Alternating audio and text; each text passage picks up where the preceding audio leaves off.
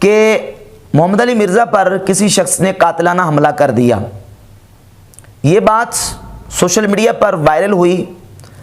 मिर्ज़ा के चाहने वालों ने इस पर एहतजाज भी किए और बाज़ लोगों ने कहा कि इसमें फ़लाँ फ़िरके का पीछे हाथ है, किसी ने कहा फ़लाँ तंजीम का हाथ है, फ़लाँ तारीक़ का हाथ है, और किसी ने कहा कि इसके पीछे फ़लाँ आलिम का हाथ है। उन्हीं में से कुछ लोगों ने कहा कि मिर्ज़ा मोहम्मद अली पर कातिलाना हमला करवाने में मुफ्ती राशिद महमूद रिजवी साहब का हाथ है। ये बात कितना बड़ा बहतान है, कितना बड़ा इल्ज़ाम है और इसके पीछे कितनी हकीकत है। जो लोग हमें सुनते हैं, हमारी वीडियोस को देखते हैं, वो बखूबी जानते हैं कि हमने अल्लाह के फजल करम से मिर्ज़ा को वो इल्मी जवाबात दिए हैं दलाइल की रोशनी में। अल फजलु मा शाहिदत बिल आदा, फजीलत वो होती है जो मद्दे मुकाबिल माने। हमने जो मिर्ज़ा को इल्मी तौर पर जवाबात दिए, इल्मी चैलेंज दिए हैं, वो हैं जिनको मिर्ज़ा के खुद अपने चाहने वाले मानते हैं, मिर्ज़ा के अपने जो फॉलोअर्स हैं वो मानते हैं। उनमें से बिलखुसूस अलीउल असद नकवी साहिब मोहम्मद अली मिर्ज़ा के बरीना साथी हैं। उन्होंने बाकायदा मेरे गुफ्तगू और मेरे बयानात के हवाले से तबसरा किया और उन्होंने कहा है कि मोहम्मद अली मिर्ज़ा को अगर किसी बंदे ने इल्मी जवाबात दिए हैं और इल्मी जवाबी फकियां दी हैं तो वो लाहौर के मुफ्ती राशिद महमूद रिजवी साहब हैं। जो सबसे ज्यादा जो इल्मी शख्सियत मुझे लगी है वो है मुफ्ती राशिद महमूद रिजवी साहब। मुफ्ती राशिद महमूद रिजवी साहब है, वो तो खैर बहुत बड़े मुहद्दिस मुझे लगे अपनी बातों से कि मुफ्ती राशिद महमूद रिजवी साहब ने एक बहुत ही ज्यादा इल्मी क्लिप बनाया है। जो इंजीनियर मोहम्मद अली मिर्ज़ा जिल्मी साहब ने तकरीबन उनका मसला नंबर 36 है, मन गलत रिवायात के हदीस के फितने का जायजा, उसमें उन्होंने कुछ इंजीनियर साहब के इल्मी जवाबात और जो इल्मी फकियां उन्होंने दी थी ना, उसके जवाब में जवाबी इल्मी जवाबात और इल्मी फकियां दी हैं। तो उस मौजू पे अगर डिस्कशन हो जाए ना तो मेरे ख्याल में ये असूल हदीस जो है वो डिस्कस हो जाएंगे अल्लाह के फजल करम से।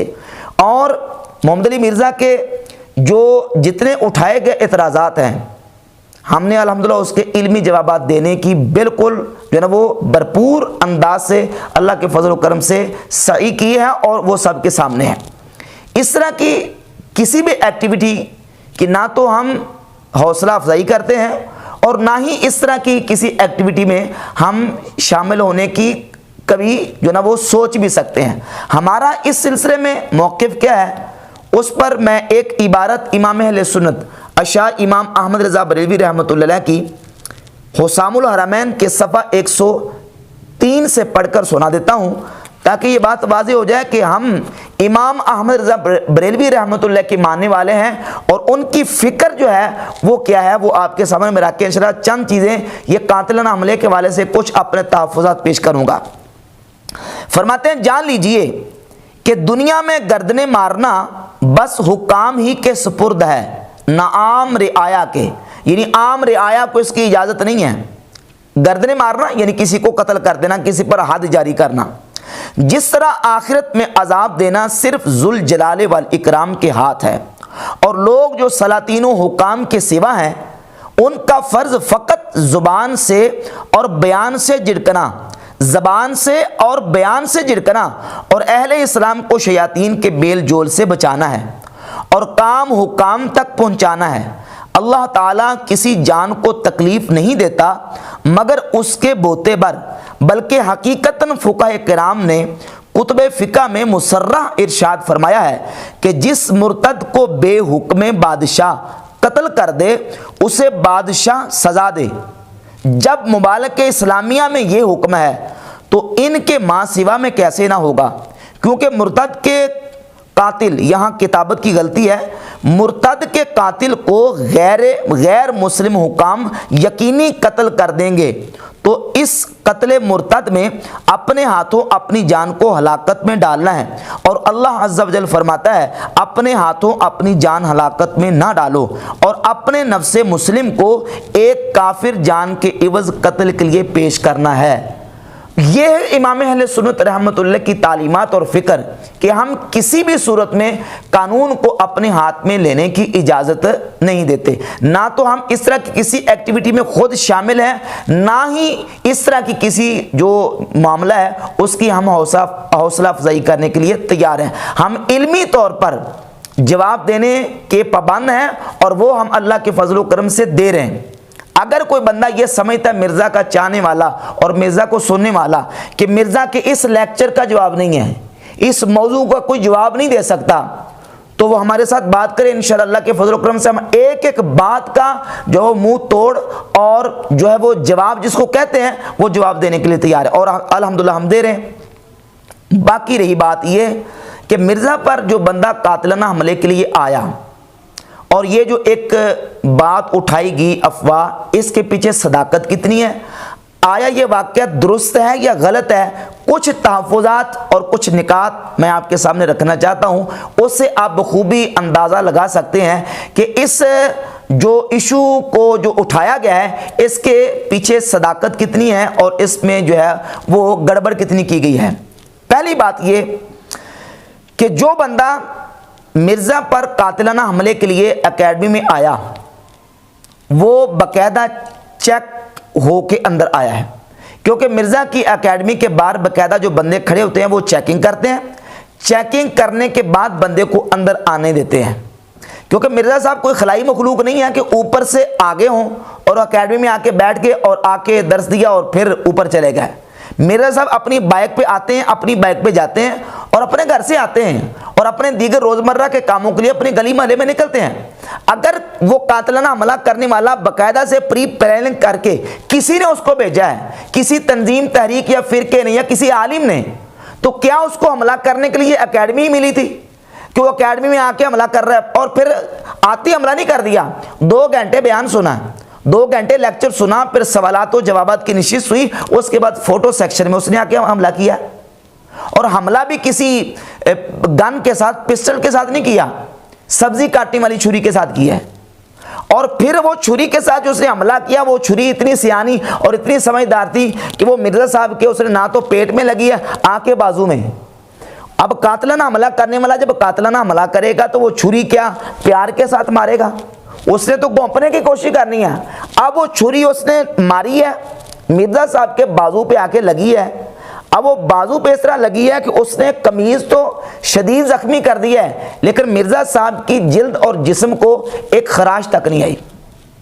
और फिर वो बंदा जो कातिलाना हमला करने के लिए आया है उसको आप फिजिकली तौर पर देखें, इतना मायूस है बेचारा वो बंदा, जिसको इन्होंने जो तस्वीर इन्होंने शाया की है, वो बंदा किस तरह जुर्रत करके मत करके इस तरह की कोई कार्रवाई कर सकता है?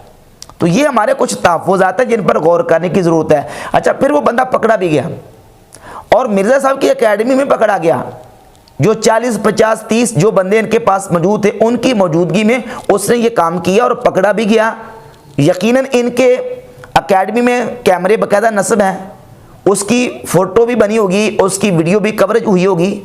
उसकी ना तो वीडियो जाहिर की गई, ना ही कोई उसका बाकायदा से बताया गया कि ये बंदा कौन था, इसको किसने भेजा है और किस बंदे ने इसको तैयार करके जना वो ये कार्रवाई करने के लिए उकसाया है, इसका कोई अता पता नहीं है। तो यकीनन उस पर अगर वाक़तन ये वाक़या हुआ है उस पर कानूनी कार्रवाई करनी चाहिए, और जो उसके पीछे ताकतें और कुव्वतें हैं उनके खिलाफ आप चाराजोई करें, कानूनी कार्रवाई करें, ताकि वो बंदा सामने आए जिसने ये कार्रवाई कराई है और जो लोग हैं वो बदगुमानी से बचें। तो ये सारी चीज़ें जो हैं वो सामने हमने रख दी हैं। ये सारी चीज़ें बताती हैं कि दाल में कुछ काला काला है या फिर सारी दाल काली है। ये बाकायदा से एक प्लानिंग के तहत काम हुआ है। ये प्लानिंग किसकी है? मिर्ज़ा साहब की अपनी है या ये कि किसी ने ये प्लानिंग की है? ये सारी ओपन होनी चाहिए ताकि लोगों के सामने कुछ इबहाम ना रहे और मिर्ज़ा के फॉलोअर भी बदगुमानी से बचें। अच्छा, बाकी रहेगी बात ये कि एक यहाँ हमारा जो ना वो एक इश्काल ये भी है कि वो बंदा जो 2 घंटे बयान और लेक्चर सुन रहा है, मुमकिन है कि वो मिर्ज़ा साहब का अपना कुछ आने वाला हो, क्योंकि मिर्ज़ा साहब जो ज़बान इस्तेमाल करते हैं और जो लैंग्वेज इस्तेमाल करते हैं, अंबिया अलैहिमुस्सलाम के बारे में, सहाबाए किराम के बारे में, औलिया अल्लाह के बारे में, ये लैंग्वेज सुन के, ये ज़बान सुन के हो सकता है किसी अपने बंदे को इश्तियाल आ गया हो, अपना चाहने वाला, अपना मोहब्बत करने वाला हो, उसको इश्तियाल आ गया और उसने इश्तियाल में आके ये कार्रवाई कर दी। क्योंकि मिर्ज़ा साहब ये दावा तो देते हैं कि कुरान और हदीस खुद पढ़ें, खुद समझें और खुद अमल करें। हो सकता है उसने सही बुखारी की ये हदीस पढ़ ली हो, जिसमें नबी करीम अलैहिस्सलाम की खवारिज के बारे में हुजूर के अहकामात हैं। सही बुखारी की 6930 नंबर हदीस में कि हुजूर ने फरमाया कि मेरी उम्मत में कुछ ऐसे नौजवान आएंगे जो ना वो नौजवान हो गए, सुफहाउल अहलाम, बेवकूफ़ होंगे और मेरी हदीसें पढ़ेंगे। हुजूर ने फरमाया ऐनमा लकीतुमुहुम फ़क़्तुलूहुम, जहां भी तुम उनको पाओ कत्ल कर दो। ये सही बुखारी की हदीस है। हो सकता है कि उसने बगैर उस्ताद की ये हदीस पढ़ ली हो, बगैर किसी के समझाए ये हदीस पढ़ ली हो और पढ़ के वो ये समझाओ कि मिर्ज़ा साहब खारजी हैं और उसने उठ के तो कातलाना हमला कर दिया। ये भी मुमकिन है, क्योंकि मिर्ज़ा साहब कहते हैं ना कि उस्ताद से पढ़ने की ज़रूरत नहीं है, समझने की ज़रूरत नहीं है, खुद पढ़ो खुद समझो। हो सकता है कि उसने अपनी ज़हन के मुताबिक समझाओ और समझ के मिर्ज़ा साहब के खिलाफ उसने ये कार्रवाई कर दी। और सही बुखारी में एक और हदीस है 3017 नंबर और 6922 नंबर हदीस है, मन बद्दल दीनहु फ़क़्तुलूहु, जो अपने दीन को बदल दे उसको कत्ल कर दो।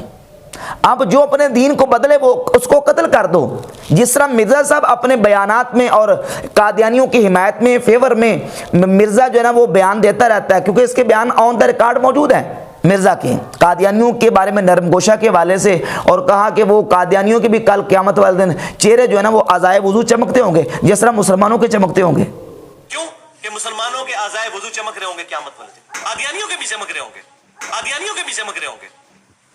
वो तो पुलिस रात में फैसला होगा ना कि कौन वाकई मुसलमान है और कौन नाम का मुसलमान है। कादियानी भी अपने आप को मुसलमान ही समझते हैं। दीगर सारी चीज़ें इसकी ऑन दी रिकॉर्ड है, तो वो हो सकता है किसी बंदे ने सुन के इश्तियाल में आके इस तरह की कोई कार्रवाई कर दी हो। तो हम ये वाज़े करते हैं कि इस तरह के जो चीज़ें हैं, हुदूद को जारी करना, किसी को सज़ा देना, ये वक़्त के हाकिम का काम है, ये फर्मारवा का काम है, हाकिम का काम है। किसी भी आम सिविलियन और आम बंदे को कानून को हाथ में लेने की इजाज़त नहीं है। ना हम इसकी तरगीब देते हैं और ना ही हम किसी ऐसे बंदे की हौसला अफजाई करने के लिए तैयार हैं। तो जो तहफ़्फ़ुज़ात मैंने पेश किए हैं इनको सामने रखना चाहिए। बाकी अभी मिर्ज़ा का एक बयान आया है, मिर्ज़ा के चाहने वालों को और अपने साथियों को भी मैं अर्ज़ करूँगा कि इंशाअल्लाह ताला ये जो मिर्ज़ा का नया बयान आया कि मेरे 5 मुक़द्दस जराइम, इसका इंशाअल्लाह हम मुकम्मल तौर पर 2 घंटे के इस बयान का बड़ा ऑपरेशन इंशाअल्लाह करेंगे और मुकम्मल तफसील के साथ इसका जवाब पेश करेंगे। उसको सारे दोस्त मुलाज़ा करें।